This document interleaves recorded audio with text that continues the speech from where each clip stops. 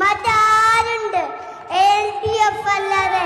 April മാസം 9-ാം തീയതി കേരള നിയമസഭയിലേക്കുള്ള തെരഞ്ഞെടുപ്പ് നടക്കാൻ പോവുകയാണ്.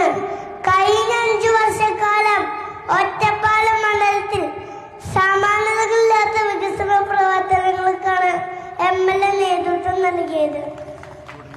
തുടങ്ങിയവ പൂർത്തീകരിക്കാനും പുതിയവ തുടങ്ങാനും ഇടതുപക്ഷ ജനാധിപത്യ മുന്നണി സ്ഥാനാർത്ഥി സഖാവ് അഡ്വക്കേറ്റ് കെ പ്രേംകുമാർ മാമയെ ചുറ്റികരിവെള്ള നക്ഷത്രമടയാളത്തിൽ വോട്ടുകൾ രേഖപ്പെടുത്തി വമ്പിച്ച ഭൂരിപക്ഷത്തോടുകൂടി വിജയിപ്പിക്കണമെന്ന് വിനീതമായി അഭ്യർത്ഥിക്കുന്നു.